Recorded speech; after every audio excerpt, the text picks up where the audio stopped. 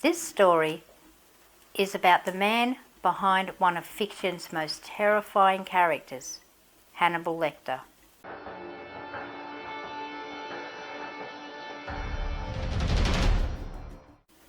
Hi, I'm Jenny, and this is True Crime Stories and More. When author Thomas Harris met him, he didn't even know he was a killer. He thought he was just speaking to a doctor, refined, calm, wearing white, offering thoughtful medical opinions about a criminal case. But behind the charm, he was a murderer, and the man who would become the foundation of one of fiction's most terrifying characters, Hannibal Lecter. Let's rewind to the 1960s. Thomas Harris was a young crime reporter investigating a case in Mexico. He visited a prison in Monterrey to interview a convicted killer named Dykes Askew Simmons. But while he was there, something strange happened. A doctor at the prison, polite, elegant, approached Harris. He spoke about Simmons, analysed him, told him things only a psychiatrist might understand. Harris was intrigued.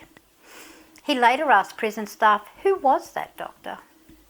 The answer stunned him. Oh, that man? He's a prisoner. He's here for murder.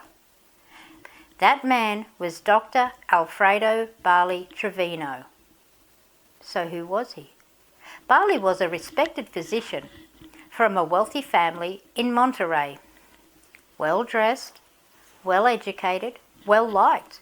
But in 1959, everything changed.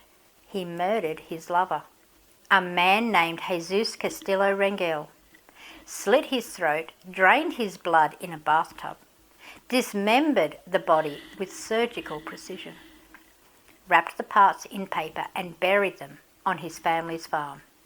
He even helped the victim's family search for him afterwards. But the police caught up. Balli confessed, said it was a crime of passion, jealousy, rage, betrayal. He was sentenced to death, but it was later commuted to 20 years in prison. And while inside, he treated other inmates, helped staff, became known as El Doctor. But his calm demeanour masked something darker, a cold, calculating side that could justify dismemberment and explain it like a medical procedure.